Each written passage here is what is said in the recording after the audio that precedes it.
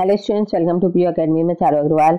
आज की वीडियो में आपसे शेयर करने वाली हूँ कामायनी, जो कि जयशंकर प्रसाद की रचना है। इसके इंपॉर्टेंट क्वेश्चन, ये आपका पार्ट 3 है। ठीक है, इससे पहले के जो 2 पार्ट हैं वो आ चुके हैं, और अगर आपने अभी वो नहीं देखे हैं, लिंक आपको डिस्क्रिप्शन में मिल जाएगा, वहां से जाके आप चेक कर सकते हैं। चलिए वीडियो को स्टार्ट करते हैं। उससे पहले अगर आप चैनल पर नए हैं तो चैनल को सब्सक्राइब कर लीजिएगा और नोटिफिकेशन बेल को प्रेस कर दीजिएगा, जिससे आने वाली वीडियोस की नोटिफिकेशन आपको मिलती रहे। क्वेश्चन देखिए, क्वेश्चन हमारा, कामायनी की श्रद्धा सर्ग से प्रतिपाद को स्पष्ट करते हुए उसके काव्य कला की दृष्टि से मूल्यांकन कीजिए, अथवा श्रद्धा सर्ग के आधार पर प्रसाद की नारी भावना को स्पष्ट कीजिए। इसके अलावा एक क्वेश्चन पूछा गया है, प्रेम और सौंदर्य की दृष्टि से प्रसाद की कामायनी का श्रद्धा सर्ग अप्रतिम है। इस कथन की सौधारण समीक्षा कीजिए। देखिए, ये वाला जो क्वेश्चन है ना, ये एक अकेला आज की वीडियो में लॉन्ग क्वेश्चन है, तो हो सकता है वीडियो थोड़ी लंबी हो, तो बिना स्किप किए देखिएगा। ठीक है, और इम्पोर्टेंट क्वेश्चन है ये, वेरी इंपॉर्टेंट क्वेश्चन है, इसके आने के चांसेस काफी ज्यादा हैं। ठीक है, कई बार ये पूछा गया है। नारी भावना इसमें हमें पता चलेगी। ठीक है, साथ ही ये पंक्ति भी है, और कामायनी यानी कि कामायनी की विशेषता आपसे पूछी जाए, श्रद्धा सर्ग की विशेषता पूछी जाए, प्रेम और सौंदर्य के बारे में पूछा जाए, नारी भावना के बारे में पूछा जाए, आप इस आंसर को लिख के आएंगे। ठीक है, और लॉन्ग में अगर आता है तो बिल्कुल इस आंसर को लिख के आएंगे, तो इस आंसर को अच्छे से देखिएगा। ठीक है, और कला पक्ष और भाव पक्ष भी आपसे पूछा जाता है, तो उसमें भी आप यही लिख के आएंगे। ठीक है, अगर आपसे पूछा जाए कि जयशंकर प्रसाद के कला पक्ष भाव पक्ष को दर्शाइए, तो भी ये लिखेंगे। कामायनी के कला पक्ष और भाव पक्ष को दर्शाइए, तो भी आप ये लिखेंगे। ठीक है, तो ये क्वेश्चन जो है वो कई तरीकों से पूछा जा सकता है, बहुत तरीके से इसके क्वेश्चन बन सकते हैं, तो ध्यान से देखिएगा इसे। और उसके अलावा कोई भी ऐसा क्वेश्चन आपको देखने के लिए मिलता है तो उसमें ये आंसर लिख दीजिएगा। ठीक है, तो उत्तर देखिए इसका, श्रद्धा सर्ग कामायनी का एक महत्वपूर्ण अंश है जिस पर संपूर्ण कथानक आधारित है। श्रद्धा एक ऐसी नारी है जिसका व्यक्तित्व भारतीय नारी के आदर्श रूप है। साथ ही इस सर्ग की कलात्मकता भी महत्वपूर्ण है। यानी कलात्मकता क्या होती है, जो अलंकार छंद वगैरह होते हैं वो चीज है। ठीक है, पहले कथानक देखते हैं। पहले के उपरांत मनु चिंतातुर थे, यानी कि चिंता में बैठे थे। उन्होंने देश जाति के विध्वंस पर विचार किया। उसी क्रम में एक दिन श्रद्धा नामक एक देव युवती उधर घूमती हुई मनु की निर्जन गुफा के समीप आ निकली और वहां चिंतामग्न मनु से पूछने लगी। देखिए श्रद्धा क्या पूछती है मनु से, वो पूछती है, कौन तुम संस्कृति जल निधि तीर तरंगों से फेंकी मणि एक, कर रहे निर्जन का चुपचाप प्रभा की धारा से अभिषेक। वह यह भी पूछती है कि तुम यहाँ अकेले बैठे इतने निराश और स्थिर क्यों दिखाई देते हो। श्रद्धा की इस कोमल वाणी को सुनते ही मनु के हृदय को एक झटका सा लगा। वे लुटे से देखने लगे और उस अनिग्ध सौंदर्य को देखकर उसके आश्चर्य का ठिकाना न रहा। श्रद्धा कितनी सुंदर थी, उसकी झलक देखे। श्रद्धा की सुंदरता का वर्णन कवि ने किस तरह किया है, और देखा वह सुंदर दृश्य नयन का इंद्रजाल अभिराम, कुसुम वैभव में लता समान चंद्रिका से लिपटा घनश्याम। आगे देखिए, उसने गंधार देश के नीले रोम वाली भेड़ों के कोमल चर्म धारण कर रखे थे। यानी कि गंधार देश में जो नीले फर वाली भेड़ होती है उसके कपड़े बना के पहन रखे थे। मनु ने उत्तर दिया, मुझसे क्या परिचय पूछती हो, मैं एक अत्यंत अनाथ, असहाय और निराश प्राणी हूँ। मैं रात दिन चिंताओं में डूबा रहता हूँ और मेरा जीवन सहेली के समान उलझा सा हो गया है। मैं क्या कहूँ कि क्या हूँ, बस इतना ही समझो कि मैं एक ऐसा उद्भ्रांत प्राणी हूँ जिसका सब कुछ उजड़ चुका है और जिसे जीवन में केवल असफलताएं ही प्राप्त हुई हैं। परंतु यह तो बताओ कि इस तरह अचानक आकर मेरे निराश जीवन में आशा का संदेश देने वाली तुम कौन हो। मनु का इतना परिचय पाकर मनु को अपने बारे में उत्सुक जानकर श्रद्धा ने अपना संक्षिप्त परिचय देते हुए बताया कि मुझे ललित कलाओं से बड़ा प्रेम था और मैं इधर गंधर्वों के देश से ललित कथाएं सीखा करती थी। मुझे जब आकाश मिलता था तब उस हिमालय की सुंदर श्रेणियों पर घूमा करती थी। आगे देखिए, अचानक एक दिन हिमालय की इन चोटियों से समुद्र आकर टकराने लगा, जिससे मेरे देखते देखते गंधर्वों का वह नगर नष्ट भ्रष्ट हो गया। तब से मैं अकेली ही निरुपाय होकर इस हिमालय पर्वत पर इधर उधर घूम रही हूँ। इधर आकर मैंने कुछ इसी परोपकार की भावना से किसी अन्य प्राणी के लिए रखा हुआ बलि का अन्न देखा। उसे देखते ही मैंने अनुमान लगाया कि अवश्य ही यहाँ निकट कोई प्राणी अभी जीवित है जो दूसरों के जीवन हेतु इस तरह उपकार करता रहता है। वह यह भी पूछती है, तपस्वी कौन, इतने हो क्लांत, वेदना का यह कैसा वेग, तुम कितने अधिक हताश, बताओ ये कैसा उद्वेग, हृदय में क्या है नहीं अधिक लालसा, जीवन की निशेष, कर रहा वंचित कहीं ना त्याग तुम्हें, मन में घर सुंदर बेश। आगे देखिए, वे कहती हैं, कहीं तुम जीवन की जटिलताओं का अनुमान करके उनसे डर तो नहीं गए हो, अथवा अपने भविष्य से अनजान होकर मन से तो नहीं झिझक रहे हो। वे आगे कहती हैं, कर रही लीला में आनंद, महाचित सर्जक हुई सी व्यक्त, विश्व का उन्मीलन अभिराम, इसी में सब होते अनुरक्त, काम मंगल से मंडित विषय, सर्ग इच्छा का है परिणाम, तिरस्कृत कर उसको तुम भूल बनाते हो असफल भवराम। ठीक है, आगे देखिए, अतः तनिक से दुखों के कारण निराश होने की आवश्यकता नहीं। यह सुख दुख तो दिन और रात की तरह आते जाते रहते हैं, इसलिए दुख से घबराकर जीवन की उपेक्षा करना ठीक नहीं है। आगे देखिए, यह सुनकर मनु के हृदय का क्षोभ दूर हुआ। फिर भी वह कहते रहे, मैंने मान लिया कि आपकी वाणी में उत्साह उत्पन्न करने की शक्ति है, किंतु मैं इस जीवन को अच्छी तरह जानता हूं कि यह कितना निरुपाय है और इसमें निराशा और असफलता की अभिव्यक्ति और कुछ नहीं है। इस निराशा भरे वचनों को सुनकर श्रद्धा ने उन्हें धीरज बंधाया और कहा कि जीवन में निराश होना ठीक नहीं। मानव को सदैव वीर पुरुषों की भांति निरंतर कर्म करते हुए अपने जीवन को उन्नत बनाना चाहिए। यदि तुम में कर्म करने की कुछ झिझक है तो यहाँ पे देखिए, तुम्हारा सहचर बनकर क्या न उद्यत हूं मैं बिना विलंब, समर्पण लो सेवा का सार, सजल संस्कृति का यह पतवार, आज से यह जीवन उत्सर्ग, इसी पदतल में विगत विकार। आगे देखिए,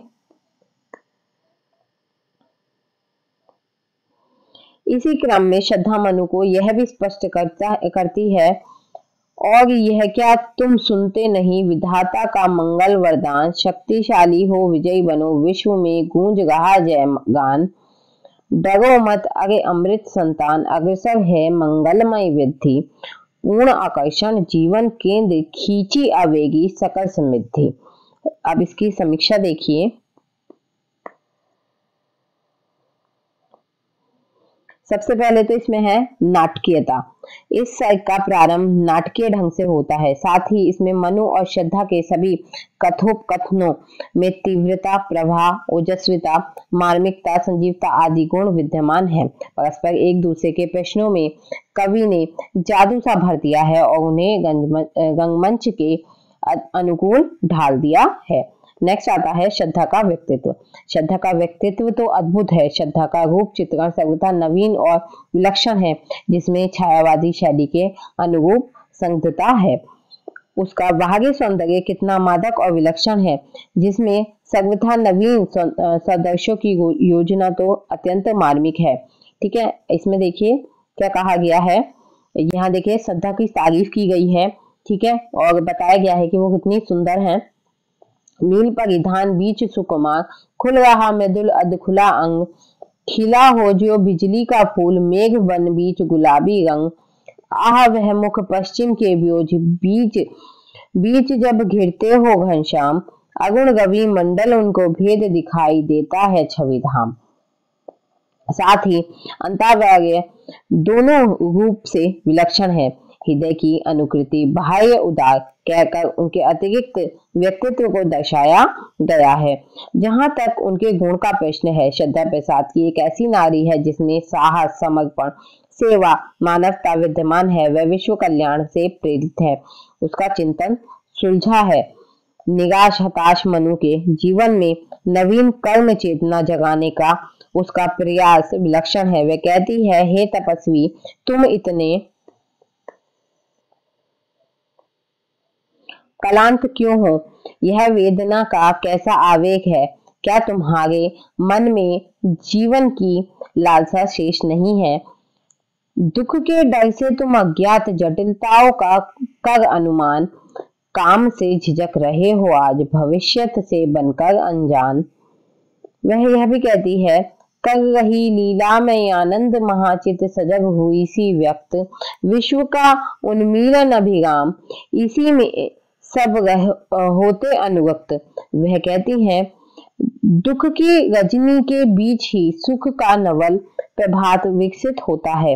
अतः ये पंक्तियां कितनी प्रेरणादायी हैं। पंक्तियां देखिए, एक तुम यह विस्तृत भूखंड प्रकृति वैभव से भरा आनंद, कर्म का योग, योग का कर्म, यही जड़ का चेतन आनंद। आगे देखिए, इस प्रेरणा के साथ ही वह समर्पण करती है कि वह मनु की सहचारी बनकर एक नव सृष्टि का निर्माण करेगी। इस प्रकार श्रद्धा एक उदार, क्रमठ, समर्पित नारी के रूप में एक महिमामयी व्यक्तित्व की नारी है।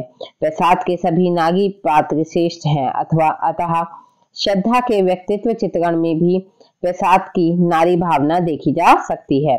नेक्स्ट देखिए, जीवन की जटिलताएं। श्रद्धा सर्ग में मानव जीवन की जटिलताओं का उल्लेख किया गया है। मनु का कथन है, पहेली सा जीवन है व्यस्त, उसे सुलझाने का अभिमान, बताता है विस्मृति का मार्ग, चल रहा हूं बनकर अनजान। आगे देखिए, नेक्स्ट है कर्तव्य बोध। जीवन में जटिलताएं होना स्वाभाविक है, परंतु दुख और जटिलताओं के बीच आक्रमण बना रहना कहाँ की बुद्धिमत्ता है।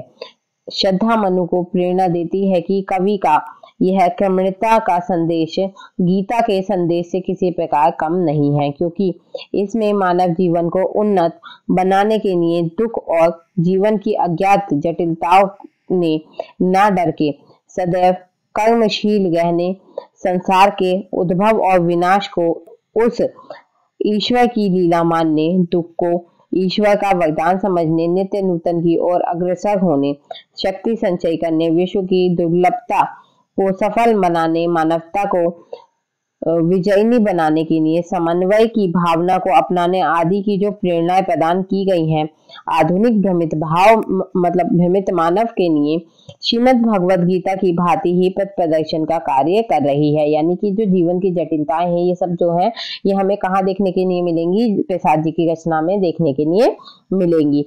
आगे देखिए, कला पक्ष। कला पक्ष क्या है? श्रद्धा सर्ग का काव्य वैभव अति श्रेष्ठ है। यानी कि कला पक्ष के बारे में हम यहाँ पे बात करने वाले हैं।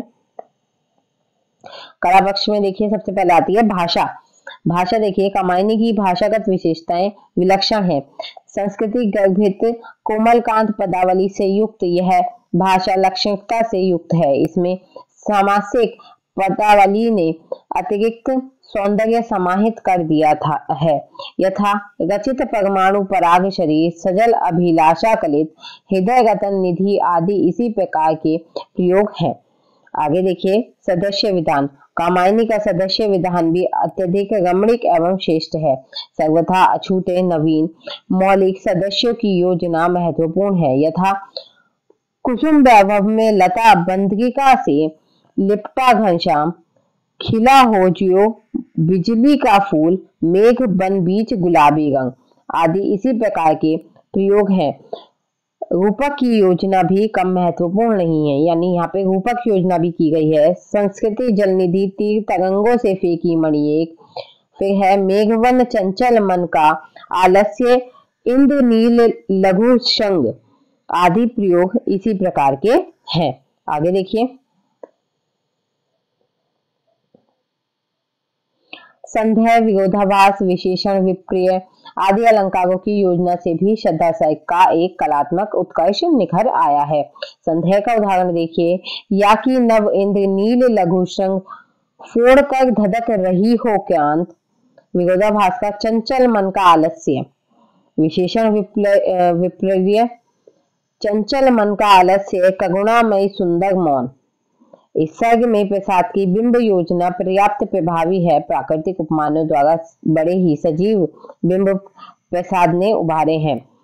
सुनी है मनु ने मधु गुंजाग मधुकरी कासा जब आनंद, किए मुख नीचा कमल समान, प्रथम कवि का ज्यो सुंदर छंद। नेक्स्ट देखिए छंद। संपूर्ण छंद में 16 मात्राओं का श्रृंगार छंद ही प्रयुक्त है। ठीक है, यानी कि श्रृंगार छंद का प्रयोग यहाँ पे सबसे ज्यादा किया गया है। उपसंहार देखिए, संक्षेप में ये कहा जा सकता है कि कामायनी का दर्शक भाव, कला, चिंतन और प्रसाद की नारी भावना सभी दृष्टि से महत्वपूर्ण है। ठीक है, आपसे भाव के बारे में पूछा जाए, कला के बारे में, चिंतन के बारे में, प्रसाद की नारी भावना के बारे में, तो सभी जगह से ये क्या है, महत्वपूर्ण हो जाता है। ठीक है, तो इसी के साथ आपकी वीडियो कंप्लीट होती है। और अगर किसी ने अभी तक हमारे टेलीग्राम चैनल को ज्वाइन नहीं किया है, टेलीग्राम चैनल को ज्वाइन कर लीजिएगा, लिंक आपको डिस्क्रिप्शन में मिल जाएगा और पीडीएफ आपको टेलीग्राम चैनल पे मिल जाएगा। आई होप वीडियो आपको पसंद आई होगी। वीडियो पसंद आई हो तो वीडियो को लाइक करें, शेयर करें अपने दोस्तों के साथ और चैनल को सब्सक्राइब करना ना भूलें। साथ ही कामायनी की जो बुक है ये भी कंप्लीट हो गई है। अब हम नेक्स्ट बुक स्टार्ट करेंगे। ठीक है, तो बाय, थैंक्स फॉर वॉचिंग।